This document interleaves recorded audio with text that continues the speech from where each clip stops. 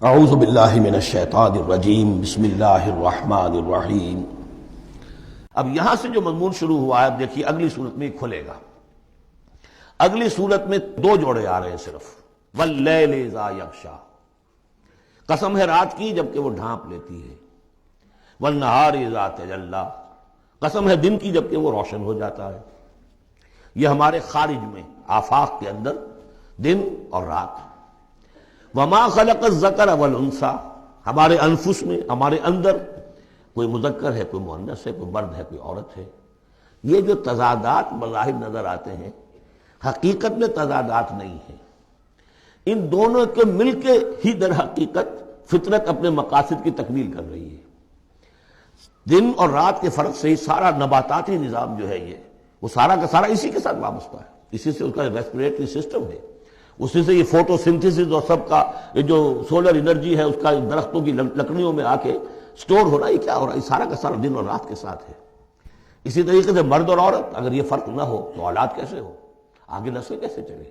تو تضادات میں بھی توافق ہے یہاں، اگرچہ بعض چیزیں بظاہر متضاد ہیں لیکن ان میں توافق ہے۔ اللہ تعالیٰ نے اسی لیے پیدا کیا، لیکن ساتھ ہی یہ بتا دیا کہ جیسے یہ تضادات تمہیں نظر آ رہے ہیں واضح طور پر، دن اور رات، نر اور مادہ، ایسے ہی ان سعیکم لشتی، تمہاری جو سعی ہے، محنت ہے، بھاگ دوڑ ہے، وہ تو سب کر رہے ہیں۔ وہ تو کل ہم پڑھ چکے سورہ بلد میں، لقد خلقنا الانسان فی کبد، ہم نے تمام انسانوں کو مشقت میں پیدا کیا۔ مشقت انسان کا مقدر ہے، محنت کرنی ہے، جد و جہد کرنی ہے، معاشی جد و جہد ہے، اور بھی جو ہے پھر اولاد کا پالنا ہے۔ لا اقسم بہذا البلد وانت حل بہذا البلد، کسی کا کوئی نظریہ بھی بن گیا ہے، کوئی آئیڈیل بھی ہے، کسی آئیڈیالوجی کا ماننے والا ہے، اب اس پر اس کا بوجھ ہے کہ اس آئیڈیالوجی کو پروموٹ کرے، اس نظریے کو پھیلائے، اور پھر یہ کہ اس نظام کو قائم کرنے کے لیے تن من دھن لگائے۔ تو کتنے بوجھ ہیں انسانوں پر، پھر کتنے صدمے انسان اٹھاتا ہے۔ تو فرمایا کہ لا اقسم بہذا البلد وانت حل بہذا البلد ووالد وما ولد لقد خلقنا الانسان فی کبد۔ مشقت تو ہر ایک کو کرنی ہے، لیکن جو نتیجے نکلتے ہیں مشقت کے وہ بالکل برعکس ہیں۔ رات اور دن کا سا تضاد ہے ان میں۔ ان سعیکم لشتی، کوئی شخص اس محنت کے نتیجے میں اپنے آپ کو جنت کا مستحق بنا لیتا ہے، کوئی شخص اسی محنت کے نتیجے میں اپنے آپ کو دوزخ کا مستحق بنا لیتا ہے، راستے جدا ہو جاتے ہیں۔ اس کی بڑی پیاری تشریح ایک حدیث میں آئی ہے، حضور نے فرمایا کل نفس یغدو، ہر جان جو ہے صبح جب ہوتی ہے ہر انسان کی، فبائع نفسہا، پھر یہ کہ وہ اپنے نفس کو بیچتا۔ اب کوئی دفتر جا رہا ہے، اپنی صلاحیت بیچ رہا ہے، کوئی بیچارہ وہ چونکہ اور کچھ نہیں سیکھ سکا تھا، اینٹیں ڈھو رہا ہے، تعمیر کا جہاں ہو رہی ہے، کوئی کسی چلا رہا ہے، کوئی ہل چلا رہا ہے، کسی کی مشقت، کوئی اپنی جسمانی جو قوت ہے وہ بیچ رہا ہے، کوئی اپنی ذہنی صلاحیت، اپنی ایکسپرٹیز، ڈاکٹر ہے اس نے بڑی مشکل سے فن حاصل کیا ہے، وہ بیٹھ کے فیس لے رہا ہے، لیکن بیچ رہا ہے اپنے آپ کو، اپنا وقت بیچ رہا ہے۔ تو کل نفس یغدو فبائع نفسہ فموتقھا وموبقھا، دن بھر کی محنت کر کے شخص ایک وہ شخص ہے جس نے حلال کو پیش نظر رکھا، حرام سے بچا، جھوٹ نہیں بولا، کسی کو دھوکہ نہیں دیا، کسی کے ساتھ جو ہے بے ایمانی نہیں کی، وہ شام کو آئے گا تو مشقت تو اس نے بھی کی ہے لیکن یہ لے کر آئے گا اللہ کی رحمت۔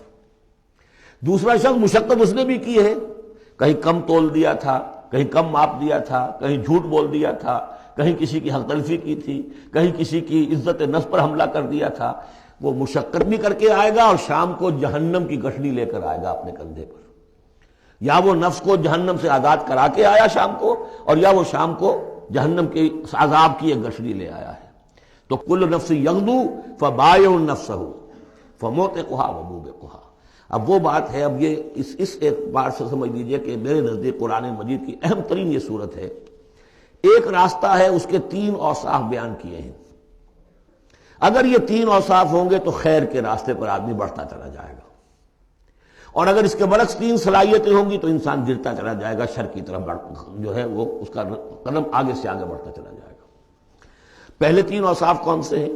واللیل اذا یغشا والنہار اذا تجلی وما خلق الذکر والانثی ان سعیکم لشتی فاما من اعطی واتقی وصدق بالحسنی، جس شخص میں عطا ہے، جود ہے، سخاوت ہے، کسی کو بھوکا دیکھے تو اگر ایک روٹی ہے تو اس کو بھی بانٹ کر کھا سکے. کسی کو تکلیف میں دیکھے تو اگر اس کے پاس کوئی ہے ایسی چیز جس سے کہ اس کی تکلیف و رفع کر سکتا ہو تو دریغ نہ کرے. یہ عطا ہے، جود، عطا، سخاوت. فاما من آتا، پہلی شرط یہ ہے، چونکہ ہم سورہ بلد میں بھی دیکھا ہے کہ وہ جو گھاٹی ہے جس سے گزرنا مشکل ہے، فلقتحم العقبہ، وہ کون سی گھاٹی تھی؟ فک رقبۃ او اطعام فی یوم ذی مسغبۃ یتیما ذا مقربۃ او مسکینا ذا متربہ ثم کان من الذین آمنوا وتواصوا بالصبر وتواصوا بالمرحمہ. اس گھاٹی کو عبور کر کے اگر اہل ایمان میں شامل ہوگا تو ابو بکر صدیق بنے گا، عمر فاروق بنے گا، عثمان غنی بنے گا. اور اس گھاٹی کو عبور کیے بغیر کسی وجہ سے اسلام لے آیا، عبداللہ ابن ابی بن جائے گا. اگرچہ اس نے بھی کلمہ پڑھا ہے، اس نے بھی کہا ہے اشہد ان لا الہ الا اللہ واشہد ان محمد رسول اللہ، اور وہی کلمہ پڑھا ہے ابو بکر نے اور عمر نے اور عثمان نے اور علی رضی اللہ تعالیٰ عنہ. لیکن فرق کیا ہے؟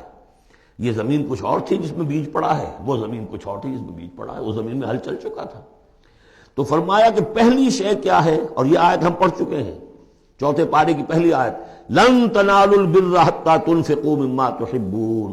تم نیکی کے مقام تک رسائی حاصل نہیں کر سکتے جب تک کہ خرچ نہ کر سکو اللہ کے لیے اور اللہ کی مخلوق کے لیے، اور وہ چیز کہ جو تمہیں پسند ہو. یہ نہیں کہ جو اذکار رفتہ ہو گئی، بیکار ہو گئی، پرانی ہو گئی، دل سے اتر گئی، وہ دے دیا اور پھر سمجھا کہ ہم نے حاتم طائی کی قبر کو لات مار دی ہے. یہ نہیں. مما تحبون، نیکی کی گرد کو نہیں پہنچ سکتے. لن تنالوا البر حتى تنفقوا مما تحبون. تو پہلی شرط ہے اعطاء.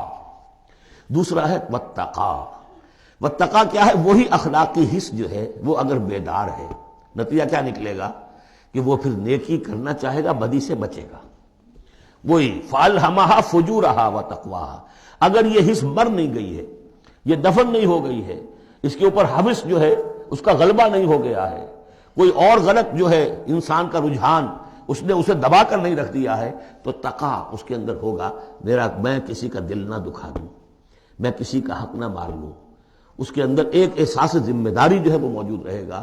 اور تیسری شرط وصدق بالحسنى، جو بھی اچھی بات اس کے سامنے رکھی جائے اور اس کا دل گواہی دے دے کہ ہاں بات ٹھیک ہے، فوراً قبول کرے، تصدیق کرے. اس وقت یہ نہ کرے کہ یہ میں اگر مان لوں گا تو فلاں چیز چھوڑنی پڑ جائے گی، یہ اگر مان لوں گا تو فلاں کام کرنا پڑ جائے گا، یہ اگر مان لوں گا تو فلاں شخص ناراض ہو جائے گا، یہ اگر مان لوں گا تو مجھے یہ نقصان ہو جائے گا. اگر یہ سوچ کر رک گیا تو فیل ہو جائے گا. بلکہ یہ کہ جب دل نے گواہی دے دی کہ ہاں ٹھیک ہے، حق ہے، صحیح ہے، فوراً کہو دیکھیے جی آپ کی یہ بات، یعنی اس کو سمجھیے پریکٹیکلی. اگر آپ کسی بحثی میں بھی مبتلا ہو گئی کسی کے ساتھ، اور پھر یہ ہے کہ آپ نے کسی وقت محسوس بھی کر لیا کہ پلڑا اس کا بھاری ہے، بات اس کی صحیح ہے، لیکن ایک یہ کہ اڑے ہوئے، اب کیسے مان لوں میں کہ میں ہار گیا. ایک یہ کہ شخص کہ ٹھیک ہے صاحب آپ کی یہ بات مجھے بالکل دل کو لگی ہے، ٹھیک ہے، ابھی اور غور کریں گے، سوچیں گے، چلیں گے آگے اور اس مسئلے، لیکن یہ بات آپ کی ٹھیک ہے. اس سے انسان کے اندر جو ہے پھر وہ ہم آہنگی پیدا ہوتی ہے، بات آگے بڑھتی ہے. لیکن یہاں سمجھ لیجیے کہ بنیادی طور پر یہ تین اوصاف ہیں. فاما من آتا، بخل نہ ہو، اتقا اور اس کے اندر یہ اخلاقی حس بیدار ہو. نمبر 3، جو اچھی بات سامنے آئے اس کی تصدیق کر دے.